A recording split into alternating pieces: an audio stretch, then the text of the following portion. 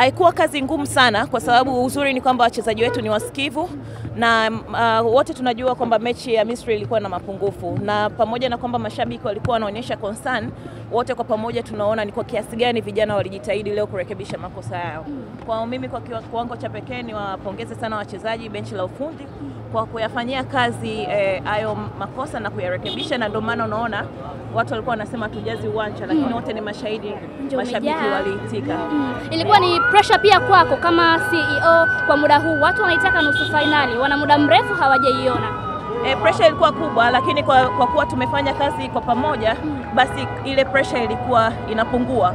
Kwa hiyo mimi niseme tu nguvu moja imetusaidia kwa viongozi wa sasa na wa zamani, na ndio maana mnaona leo uwanja ulikuwa na kila aina ya kiongozi aliyopita, kiongozi wa zamani, wa serikali, vyombo vya dola. Kwa hiyo sisi kama wana Simba tunatoa pongezi kwa Rais Samia Suluhu Hassan kwa kuweza kuhakikisha kwamba tunautumia huu uwanja.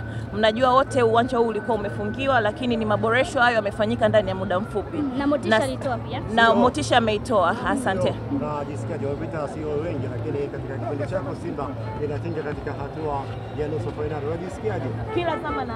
Kila zama na kitabu chake. Naamini hii ni historia ambayo inajirudia kwa sababu hata kabla tumejaribu tulikuwa katika finali, tumeshaingia nusu finali, hii inairudia tena ni finali nyingine, nusu finali nyingine tunayoenda. Kwa hiyo kila kitu kina wakati wake na majira mnaona mvua ilinyesha ikakata, ndivyo ambavyo. Kwenye penalty time hali yako ilikuwaje japo mko mnakaa mara? Haikuwa mbaya kwa sababu mimi na imani kubwa sana, na kwanza na wapiga penalty wetu, lakini vile vile na goalkeeper wetu Musa Kamara. Kwa hiyo ni kazi nzuri ambao wameifanya, na hiyo inaonyesha ni kwa kiwango gani benchi letu la ufundi limeweza kusimamia masuala yote ya kuhakikisha tunashinda na kufuzu nusu finali hii. Mmevuka. Kituo kinachofuata pia tutegemea finali. Na ili tunabeba.